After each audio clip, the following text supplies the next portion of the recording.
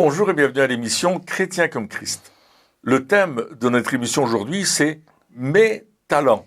Alors Christine, on a un texte à lire dans l'évangile de Matthieu, chapitre 25, la parabole des talents. Exactement, et on commence au verset 14, où Jésus nous dit « Il en sera comme d'un homme qui, partant pour un voyage, appela ses serviteurs et leur remit ses biens.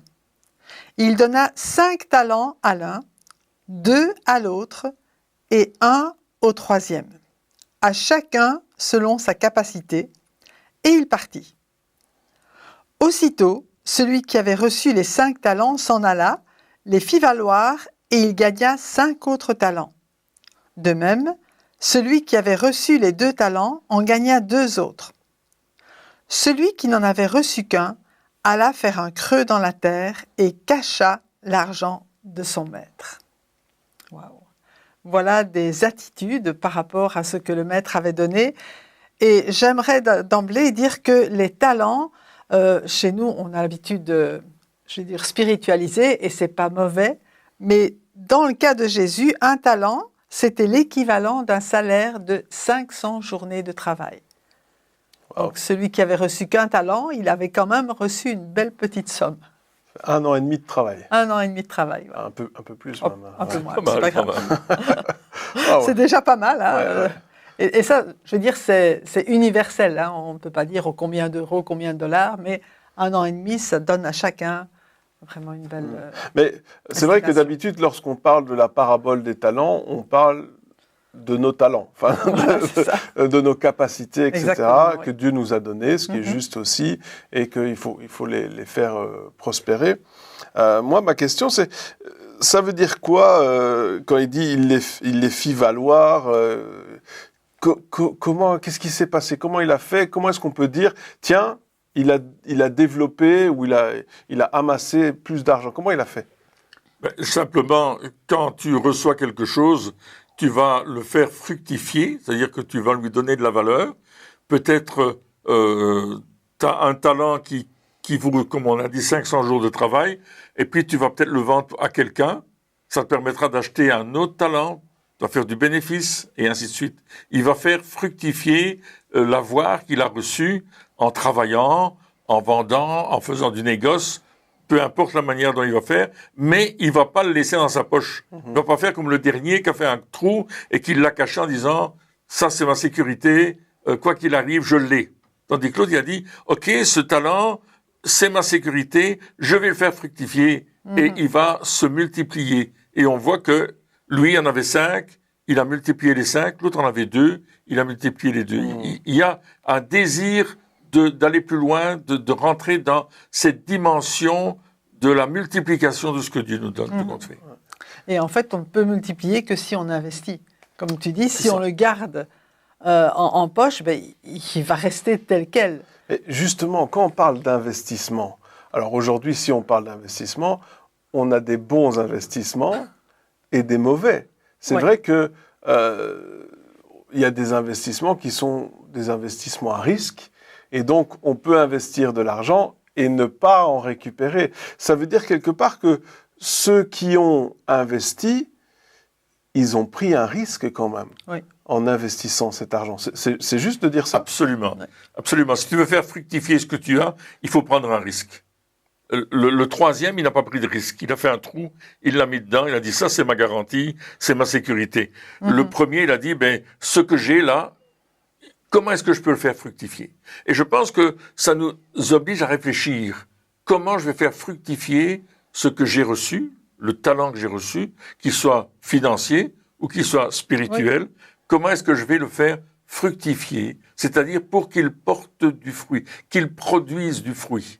Et peut-être que le monsieur ici, il a placé son talent, comme tu dis, dans un bon la banque là et qui a produit quelque chose, et c'est ça qu'il a dit, mais maintenant j'ai l'argent, je vais racheter un autre talent et je vais continuer. Et il a multiplié ses talents et Dieu était fier de lui, tout compte fait, quand on voit ça. Maintenant, qu'est-ce qui a pu pousser justement celui qui n'a pas investi, parce que souvent on voit ces personnages-là et puis on a facile à les juger en disant ah oui mais non franchement il aurait dû investir l'argent de son maître, etc. Mais qu'est-ce qui a pu le pousser? C'est pas, il n'était pas méchant, il en voulait pas à son. Qu'est-ce qui a pu le pousser à ne pas investir? Mais écoute, la Bible dit au verset 24, « Celui qui n'avait reçu qu'un talent s'approcha ensuite et il dit, « Seigneur, je savais que tu es un homme dur, qui moissonne où tu n'as pas semé et qui amasse où tu n'as pas vanné. J'ai eu peur et je suis allé cacher ton talent dans la terre. Voici, prends ce qui est à toi. » Donc, quelque part, sa relation avec le maître était toute différente. Il ne connaissait pas le cœur de son maître. Ça, c'est une première chose. Et puis, il a eu peur. Il a eu peur de perdre.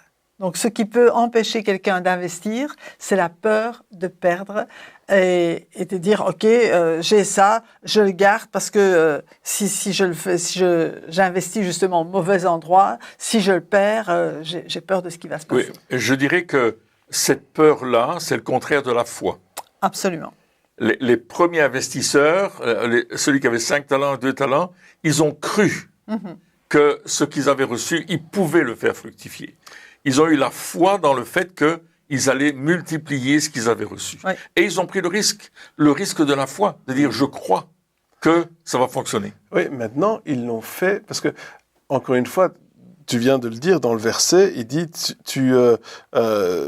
j'ai eu peur, mais parce que j'ai pensé que tu étais dur, mais parce que tu récoltes là où tu n'as pas semé, etc. Donc ça veut dire qu'il savait, donc il ne connaissait pas bien le cœur du maître, mais il savait que le maître était quelqu'un de béni, si on veut parler comme ça, vu que son business fructifiait, et les autres le savaient aussi.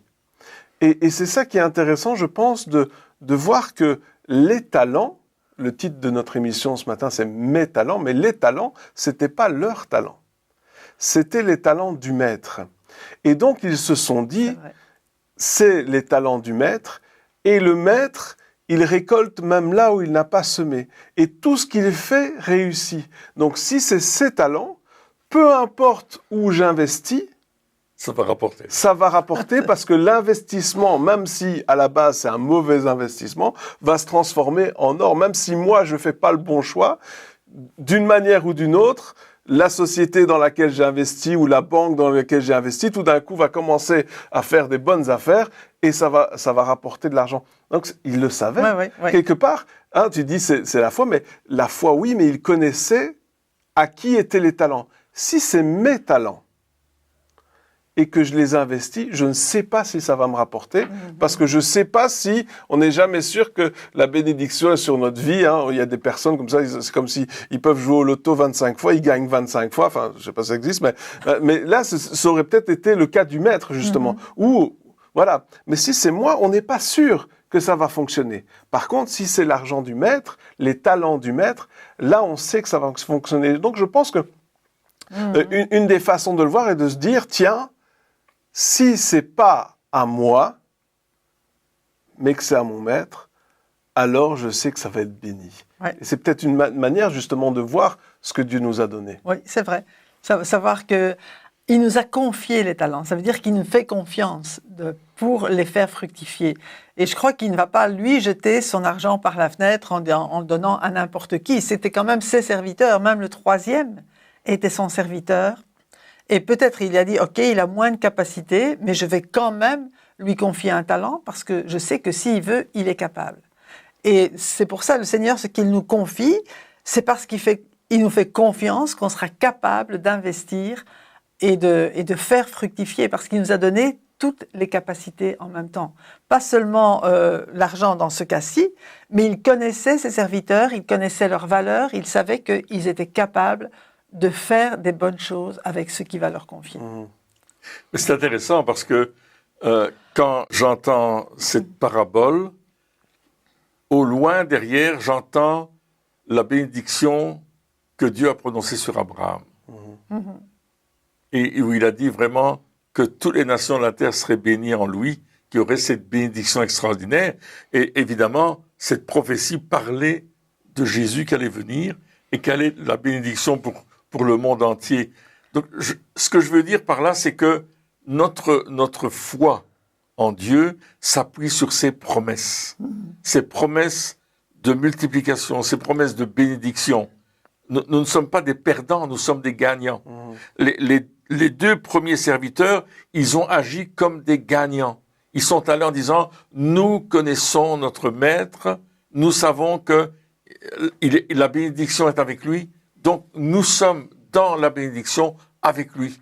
Et ils vont marcher, non pas dans l'échec ou dans la crainte de rater, ils vont marcher dans cette espérance de dire, je vais réussir parce que mon maître est avec moi et lui, il réussit. Et s'il m'a confié des talents, s'il m'a donné ces 5 talents ou ces 2 talents ou ce seul talent, c'est pour que je le fasse fructifier. C'est pas pour que je le garde pour moi et que j'en jouisse pour moi tout seul. Parce qu'il aurait pu aussi garder l'argent et le dépenser à toutes sortes de choses. Mais non, il a dit cet argent-là, je vais l'investir pour mon maître, parce que quand mon maître va revenir, je peux lui donner ce que j'ai récolté comme bénédiction, mais ce sera à travers lui que je vais les récolter. Mes talents, ils vont être fructifiés quand ils sont dans la foi que j'ai en mon maître. Et nos talents vont être fructifiés si ma foi, elle est en Jésus. Parce que lui va faire multiplier ses talents. Il va les faire prospérer. Parce qu'il est un Dieu extraordinaire. Et il ne va pas nous laisser tomber. On est ses enfants. On est plus que ses serviteurs. On est ses fils et ses filles. Et là, il y a une bénédiction extraordinaire. Gardons nos yeux sur lui dans la foi. Croyons qu'il est capable de le faire. Oui, puis aucun n'a considéré les talents comme les siens. C'est ça. Et c'est ça qui est aussi important. Souvent, on s'attend un petit peu à ce que Dieu nous bénisse et que ce soit pour nous. Mais lorsque Dieu bénit, c'est pas juste pour nous, c'est aussi pour pouvoir bénir les autres. Et donc, ils n'ont pas considéré comme leur appartenant. Et là, on entend, pareil, Jésus qui n'a pas considéré comme sa vie comme pour lui-même, mais qui l'a donné pour nous. Et c'est ça aussi, c'est dans cette continuité où on n'est plus dans cette attitude de « je veux absolument avoir le plus possible parce que la bénédiction, c'est que moi, je sois ultra riche ou ultra quoi que ce soit », c'est « je vais recevoir ce que Dieu m'a confié » et je vais être un bon intendant, on en a déjà discuté, je vais prendre cet argent-là et je vais l'investir parce que justement, il ne m'appartient pas. Parce que justement, il ne m'appartient pas, alors je vais le faire fructifier pour que il y en ait de plus en plus. Et puis celui qui ne l'a pas fait, celui qui a enterré l'argent, c'est intéressant parce qu'il ne l'a pas dépensé pour lui. Non. Aucun n'a volé cet argent. Aucun ne l'a pris pour lui-même. Le troisième, quelque part, il l'a enterré. Et si on n'avait pas lu la suite de l'histoire, on serait dit, c'est pas pire. C'est pas si mauvais que ça. Enfin, je veux dire, c'est pas une mauvaise attitude en soi. Si, imaginons qu'on n'ait que le début de l'histoire. Oui, oui. On peut pas se dire, ah ben, il est vraiment méchant celui-là. Celui-là, vraiment, oh là là, il est en train de faire une bêtise. Non. Il est prudent. On va se dire, il est prudent. Il fait attention. Au moins, il va pouvoir restituer exactement ce qu'on lui a donné. C'est vrai si on lit pas le reste de l'histoire. Mais en lisant le reste de l'histoire, on voit que ce qui l'a poussé à le faire, c'est bien sûr qu'il ne connaissait pas le cœur du maître, mais il avait peur. Parce qu'il ne connaissait pas le cœur du maître, il avait peur. Et on voit aujourd'hui, surtout au niveau des finances, que ce qui pousse la plupart des décisions financières, c'est la peur. Et on a facile à juger ce pauvre monsieur là qui a enterré son argent, mais si on regarde dans nos propres vies, on voit que bien souvent, trop souvent peut-être, la peur est à la base même de nos décisions. Et donc, on se retrouve dans la même position, la même attitude. Et alors, on doit se poser la question, mais pourquoi est-ce que j'ai peur ? Pourquoi est-ce que j'ai peur de manquer ? Pourquoi est-ce que j'ai peur d'investir ? Pourquoi est-ce que j'ai peur de faire des dons, des offrandes? Pourquoi est-ce qu'il y a cette peur omniprésente? J'ai peur qu'il m'arrive des malheurs.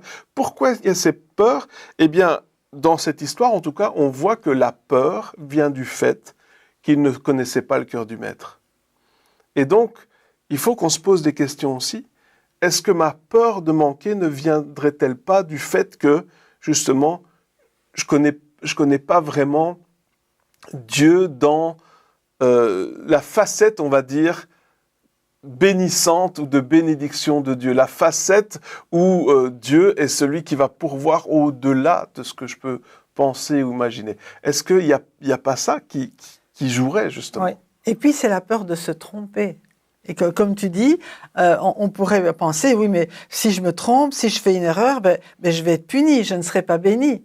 Alors que Dieu nous aime, ok, tu te trompes, ça arrive à tout le monde de se tromper, ça arrive à tout le monde de faire des erreurs. Et bon, si on est parent, on ne va quand même pas pénaliser nos enfants parce qu'ils ont fait quelque chose qu'ils ont cru être bon et qui malheureusement n'a pas réussi. Et Dieu, c'est pareil, il préfère qu'on fasse et qu'on investisse, même si ça ne rapporte pas ce qu'on aurait voulu, mais au moins le cœur avec lequel on le fait, on aurait vraiment voulu te plaire. On l'a fait parce que on veut vraiment te servir, on aurait voulu que ça rapporte et que tu récoltes le fruit quand tu reviens, mais ça n'a pas marché. Et Dieu, il connaît cela, il connaît les cœurs. C'est plutôt que de dire ah ben non, toi t'es tellement méchant, si jamais ça fonctionne pas, qu'est-ce qui va se passer? Tu vas pas être derrière moi, tu ne vas plus me bénir, etc. Mais Dieu est un Dieu de bénédiction et il n'arrêtera pas de nous bénir. On fait des erreurs, on reconnaît nos erreurs, ok. Et puis Dieu, il continue à nous faire confiance. Peut-être que la prochaine fois, au lieu de nous donner 5 talents, il nous en donnera 2. Mais il va pas arrêter de mettre sa confiance en nous pour qu'on agisse. Ça aurait été intéressant de voir un 4e serviteur qui a perdu les talents et voir, non mais c'est vrai, et de voir la réaction du maître. Et je suis sûr que le maître, il aurait dit, eh bien, t'as essayé, t'as pas réussi, c'est bien quand même. C'est vrai, ouais, cette peur de punir, d'être puni, de mal faire, etc. Il n'y a rien de pire parce que justement, elle nous paralyse. Ouais. Elle nous paralyse. Cet homme qui n'a eu qu'un talent et qui l'a enterré, finalement, il a été honnête. Ouais. Et il a dit, j'ai eu peur. Oui, c'est vrai. Souvent, nous, on peut même pas dire qu'on est honnête parce que on invente des excuses pour dire, ah oui, mais non, mais si j'ai pas donné, c'est parce que ça, c'est parce que ça. Soyons honnêtes. Reconnaissons. Et si on vient devant Dieu et puis qu'on lui dit, Seigneur, tu vois, au niveau des finances, eh bien, j'ai peur. J'ai peur. Je le reconnais, j'ai peur. Aide-moi. Oui. Aide-moi à ne plus avoir peur. Montre-moi combien tu es bon. Fais-moi découvrir ta bonté. Soyons honnêtes devant Dieu. Comme cet homme-là, c'est vrai, il a ses défauts, il a une destinée qui n'est pas vraiment très jolie, mais au moins, il a été honnête. Est-ce que nous aussi, on peut être honnête devant Dieu? Et puis, au lieu de se trouver des excuses, parce que c'est ce qui s'est passé finalement.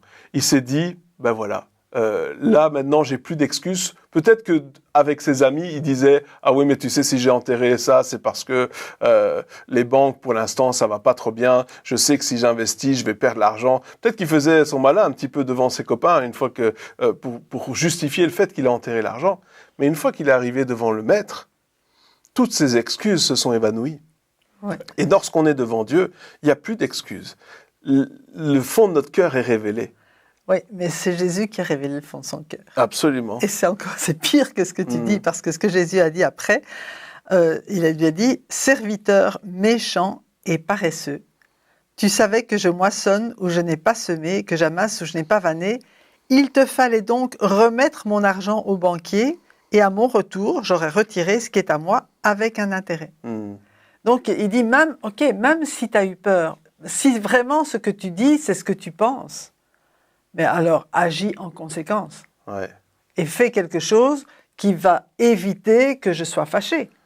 Mais justement, moi je pense il l'a même pas fait. Moi je pense que la peur, le fait de ne pas connaître Dieu, pas connaître son cœur, le fait d'avoir peur, eh bien, ça nous pousse à avoir une attitude. C'est-à-dire que je pense qu'à la base, il n'était peut-être pas méchant et paresseux, mais le fait de ne pas connaître son maître et d'avoir peur, eh bien, il s'est retranché, il s'est bâti un mur, une forteresse autour de lui, et il s'est dit, si c'est comme ça, eh bien, je fais rien. Ça sert à rien de faire. Ça sert à rien de faire quoi que ce soit. Et comme il est paresseux, eh bien, quand on sait très bien que si on s'enferme et que quelque part on laisse plus personne entrer dans notre coque, eh bien, on va devenir méchant, on va devenir aigri. Hein, il est même dit, faites attention qu'il n'y ait pas de l'amertume qui pousse et qui produise des rejetons, etc.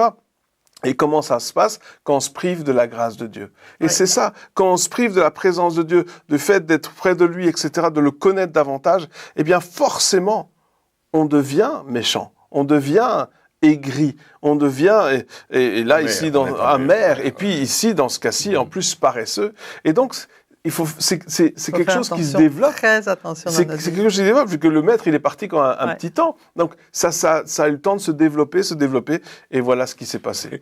Moi, ce que je vois, c'est que les deux premiers, ils ont investi, ils ont dit, allez, on y va, on connaît notre maître, s'il nous a donné ça, c'est qu'il nous fait confiance, on va le développer à fond, et ils vont développer l'outil qu'ils ont reçu, l'outil sont les talents, ils ont développé ça. Tandis que le troisième, on pourrait aussi voir un autre point de vue en s'y disant, je ne crois pas que le maître va revenir, je vais les enterrer, et quand je sais qu'il ne revient pas, ça m'appartient. Yeah. Je vais le cacher, c'est un trésor.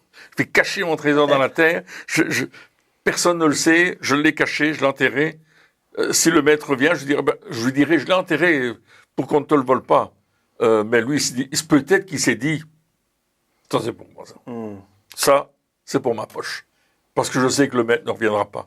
Là aussi, il y a le contraire. C'est-à-dire, j'ai pas la foi que le maître va revenir et me demander des comptes. Tandis que le maître est revenu et il a demandé des comptes.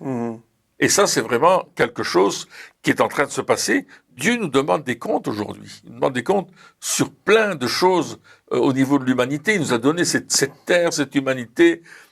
Il nous a donné des talents techniques, industriels, que sais-je, et puis il va nous demander des comptes, t'as fait quoi avec? Et t'as multiplié, t'as fait quoi? Non, j'ai caché dans la terre, j'ai dit ça c'est pour moi, ce ne sera pas pour le maître, parce qu'il ne reviendra pas.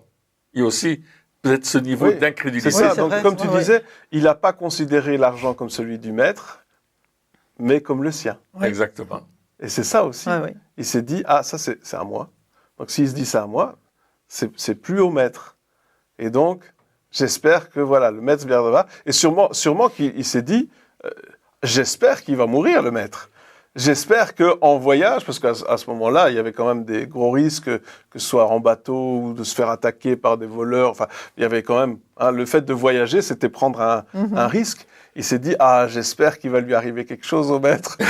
et c'est peut-être ça. Maintenant, la bonne nouvelle dans cette histoire, c'est que 2 sur 3 ont pris la bonne décision. Ça veut dire quand même qu'on aurait une tendance à vouloir investir ce que Dieu nous a donné. Et donc, c'est quelque chose qui est, on va dire, plus naturel d'investir que de garder. Maintenant, il faut quand même qu'on fasse attention. Cette parabole-là, elle est pour nous, pour qu'on puisse se remettre en question et qu'on puisse se dire, OK, qu'est-ce que je fais?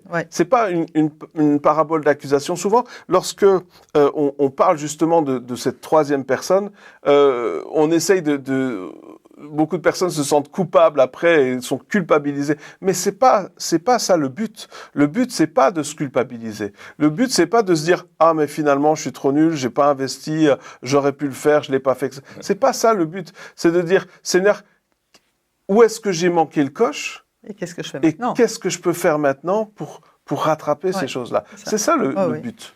Parce que ce qu'on voit à propos des serviteurs, des 2 serviteurs fidèles, c'est d'abord leur empressement. Il est dit aussitôt. Donc dès que leur maître leur a donné, ils ont continué. C'est comme s'ils continuaient leur vie, comme si le maître était là. Comme s'ils faisaient les choses le mieux possible, si le maître était là.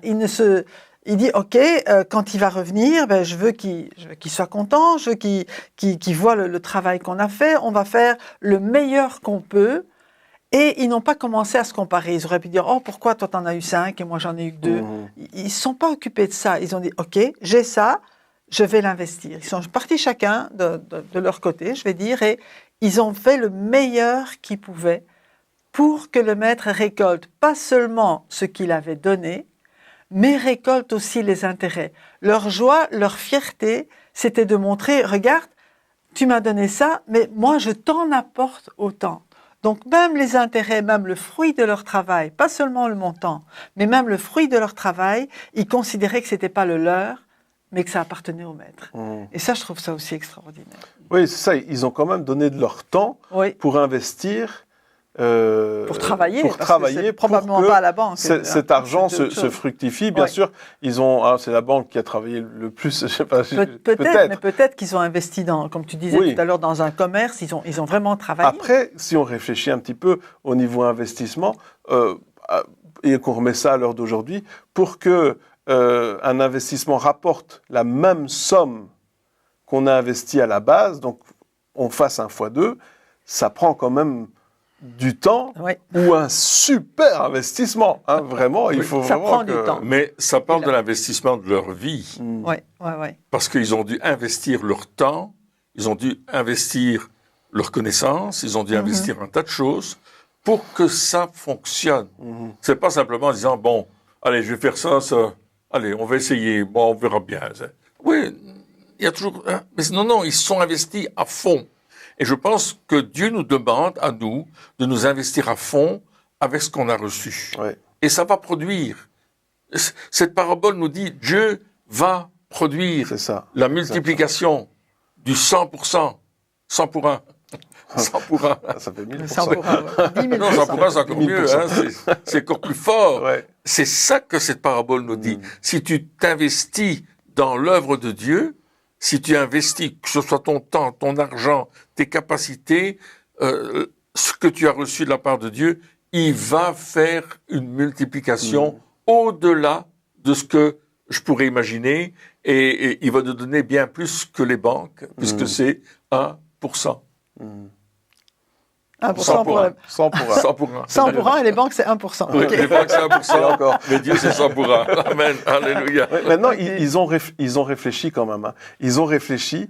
Et nous aussi, Dieu nous donne cette capacité de réfléchir et de se dire, OK, tu m'as donné ça, Seigneur, donne-moi aussi l'intelligence. Oui, je veux investir, c'est bien de vouloir investir, c'est bien de vouloir faire fructifier, mais demandons aussi à Dieu, c'est-à-dire comment est-ce que je peux faire fructifier? Donne-moi l'intelligence pour investir ce que tu m'as donné pour que justement, eh bien, il puisse y avoir des talents encore et encore. Amen. Eh bien, chers amis, merci encore de nous avoir suivis. Je vous rappelle que nous sommes dans le livre « Vous avez reçu gratuitement », écrit par Christine Beumier, et disponible aux éditions Apollos, apollos.eu. Merci beaucoup et on se retrouve très bientôt pour la prochaine émission. Au revoir.